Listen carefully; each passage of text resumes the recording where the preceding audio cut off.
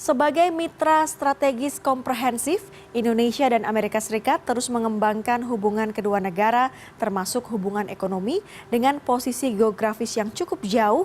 Bagaimana kedua negara menavigasikan relasi ekonomi kedua negara? Selengkapnya dalam liputan khusus VOA, 75 tahun hubungan bilateral Indonesia-Amerika Serikat.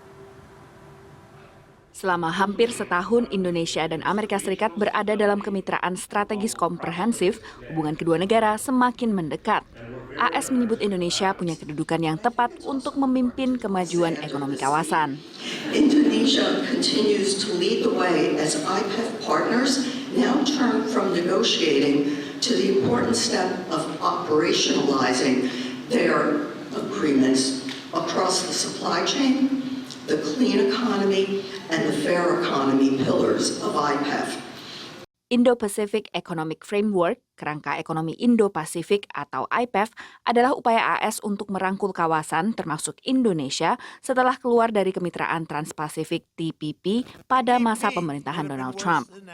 Analis menilai ketidakikutsertaan AS dalam dua perjanjian perdagangan terbesar di kawasan, TPP dan RCEP, yang digagas oleh Tiongkok, akan merugikan AS di masa mendatang, juga mengurangi rasa percaya dalam berbisnis. Indonesia is frustrated when it's trying to gain access to the U.S. market and free trade agreements, but it's not specific to Indonesia. It's really the United States writ large. It's unfortunate, but it's one of the areas where both parties are in agreement about sort of having a skepticism towards free trade agreement. Amerika Serikat merupakan tujuan ekspor non-migas kedua terbesar Indonesia setelah Tiongkok. Pada tahun 2023, total volume perdagangan Indonesia dan AS mencapai 36,7 miliar dolar dengan surplus bagi Indonesia sebesar 16,9 miliar dolar. Ekspor Indonesia ke AS mencapai 26,8 miliar dolar, sementara ekspor AS ke Indonesia mencapai 9,9 miliar dolar. Sementara investasi AS di Indonesia mencapai 3,3 miliar dolar pada tahun 2023 dengan total 4.619 proyek.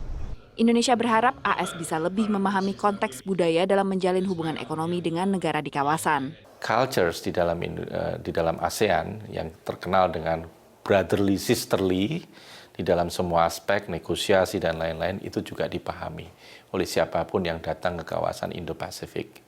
Karena kita semua mengelola uniqueness ataupun geographic benefits, misalnya wilayah yang sangat strategik, yang selalu dilewati oleh perdagangan, itu semua kita bisa dengan baik dengan dikelola. Potensi yang bisa dieksplorasi kedua negara masih besar, baik dalam ranah investasi maupun perdagangan. Dari tahun ke tahun mengalami peningkatan sekitar 10%, dan ini kalau kita melihat dari potensi yang ada itu masih sangat bisa digali ya, khususnya kalau kita melihat total GDP kedua negara, kemudian juga kalau kita bandingkan dengan negara kompetitor kita, ini perdagangan Indonesia di Amerika ini masih banyak yang harus kita dorong dan peluangnya sangat besar. Indonesia dan AS secara rutin bertemu di bawah Perjanjian Perdagangan dan Investasi Bilateral tahun 1996 untuk membahas isu bilateral, regional, dan multilateral. Dari Washington DC, Virginia Gunawan, Eva Mastrieva, VOA.